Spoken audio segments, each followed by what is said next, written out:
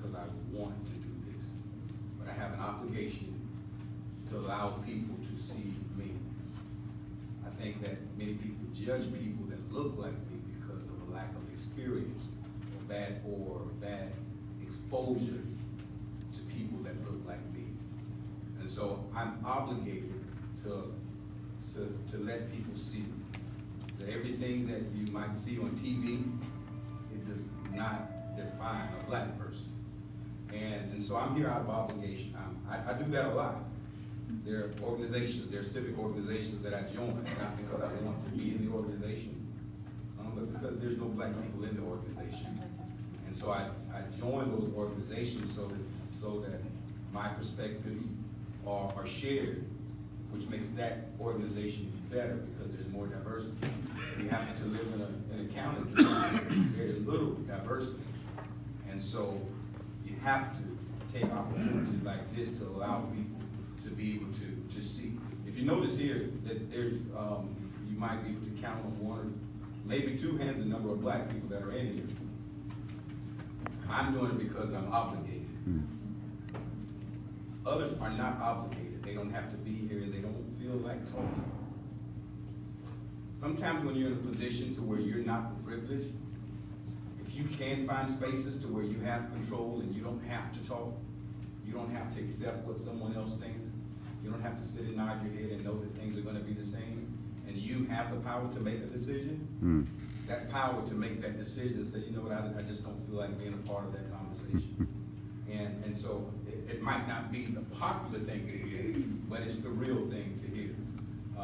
But I'm here out of obligation, and I told Karen that in that obligation, I'm going to be truthful. I'm going to be honest, as opposed to people talk to me. They're not here, but they talk to me. I know how people feel. And so I'm going to be honest today. I'm going to be truthful today. I shared with her, I guess, the same as apparently, I don't know who she heard first, yelled for myself, but I pretty much said, those sides, I'm not sure you can put me on the side. I have to pick a party, but the decisions I make has nothing to do with the party. I'm not a lawyer to the party, but I do know what I deserve. I do know what my people deserve, and so I'm obligated to fight for those things. And so I'm excited to be here to participate, but this probably wouldn't have been my first choice.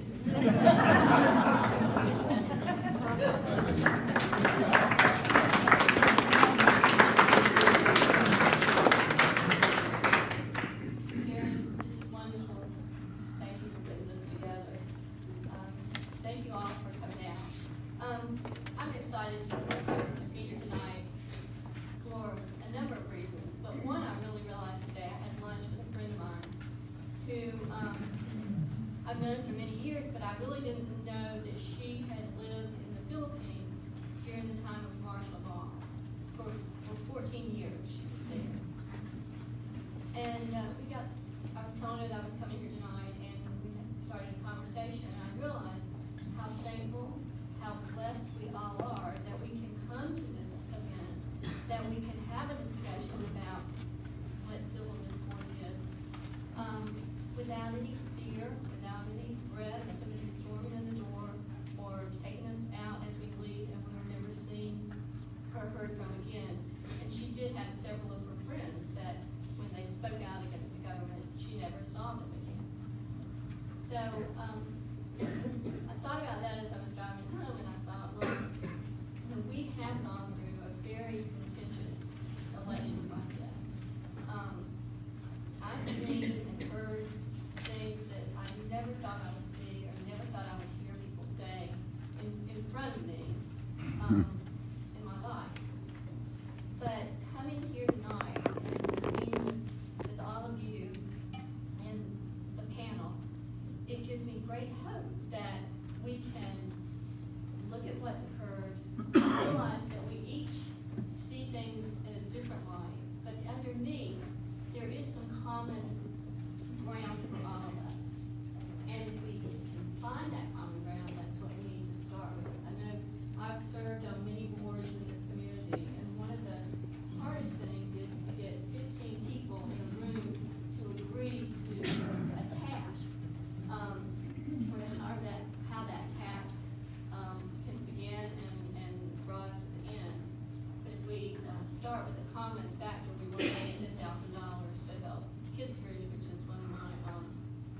projects, then we have a common ground, and we can start with that, and the way we get to that is how we communicate, how we talk, and how we work towards the end. And I think that's where we are, that, we can realize that underlying is gonna be that common ground, and we realize that we need to listen to the other person, understand that their opinion is as valid as mine, even though I may think I'm right, the other person thinks they're right too. So coming together with that common ground can lead us to that understanding where we can adjust to the new things that are coming down the pipe after this election. So, I'm not gonna talk long, but I just wanted to share that story with my friend and tell you how grateful I am that we have this opportunity to be here together tonight and talk. Thank you so much.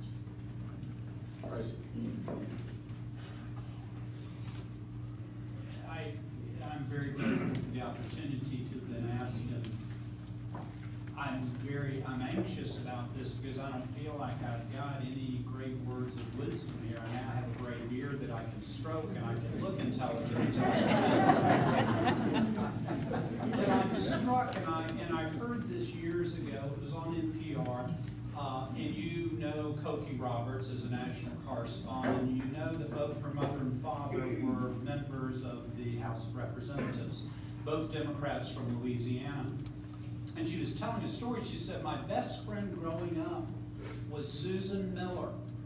And she said our families would get together every weekend, and the dads, this is the 50s, the dads would grill steaks and have a whiskey, and we kids would play on the trampoline. And she says it was a wonderful, idyllic life. She says Susan Miller's dad was Bill Miller. And Bill Miller was a congressman from New York and was Barry Goldwater's vice president. So here was a right-wing Republican congressman who spent his weekend socializing with a moderate to liberal Democrat from Louisiana. And she says, we got along famously. And she says, part of the reason my father and Mr. Miller were able to work together is they had both fought in World War II. And they understood what war was. And they understood that politics is not war. And that, I think, is really, really powerful. Because I'm afraid we quickly think that every political issue is a dividing line, that it's a do or die, that I cannot compromise and I cannot move. But these were men that understood life's much larger and greater issues and understood that this is public policy. And sure, it's important, but it's not life or death, and these are not things that we tear up each other over. Lawton Childs, our former U.S. Senator, former governor, Democrat, was a member of a prayer group in Washington, D.C., and there were 4 members: himself, Sam Nunn, Democrat from Georgia, Pete Domenici, Republican, and I'm sorry I can't remember the 4th, but it was also a moderate kind of mainstream Republican. These 4 men met together every week in Washington, and they prayed together. Now, regardless of how you feel about prayer, it was a common basis, common principles, deep personal relationships that allowed them to work with one another across the political divide. And I'm simply anxious that sometimes I worry about this on the local level, that we amplify the divisiveness of issues. And we reach the point where we're afraid to compromise, where I was a Boy Scout. We were taught that compromise is what you do in political office. That's the whole thing. I've been married 36 years. I get a lesson in compromise every day. But I'm serious. And we talk through those differences and we find our common ground. And I think that's a principle that somewhere we have allowed to pass away. One other thing I would say is I worry that we live in a snarky society. We're a society that idolizes and promotes the snarky comment, the biting comment, the hurtful witticism. We can do that oftentimes anonymously. We have no sense of shame, and I'm speaking collectively here to our whole society. We see it in sports, we see it on the editorial page, we see it on the internet. And I think that's a really destructive force in our society right now. Thank you.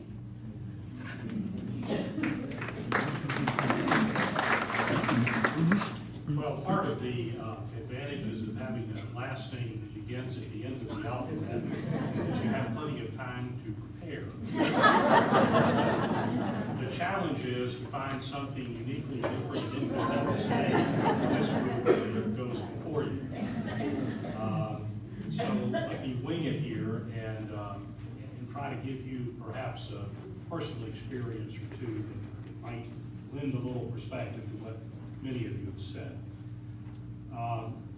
I was asked by Karen to serve here tonight, and I value and appreciate that, shortly after the election, after I think many of us had seen going on the discourse on social media, on broadcasting, television and radio stations, in the written media, and I think, like many, I think we were all a bit disgusted about the result of that. So in keeping a little bit with that theme of politics, let me share with you a couple of things. In the last 10 years or so, I recall reading and hearing about a number of surveys about people and how they sort of congregate together. And the gist of it was that many people today, because we're very, very mobile, much more than we have ever been, tend to ultimately congregate together, live together in groups with like interests.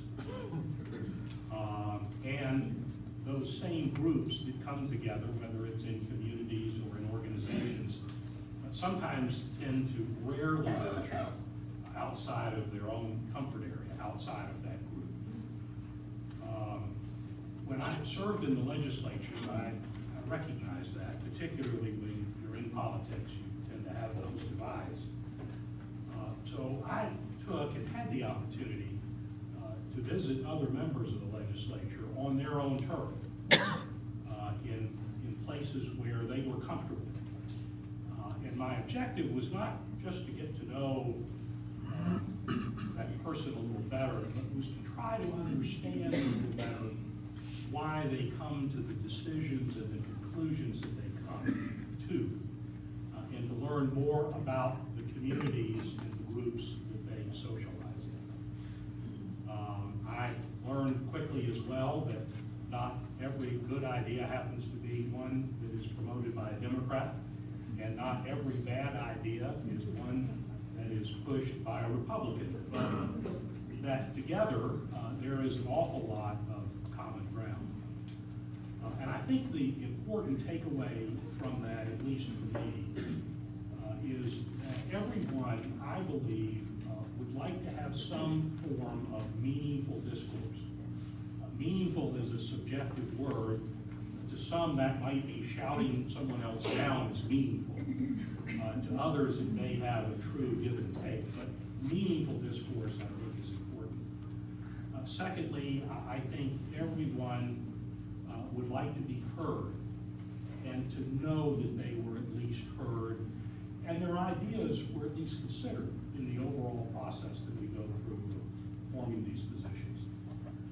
And with that, I believe, and most importantly, everyone deserves, and I believe feels like they should have some level of respect, mutual respect.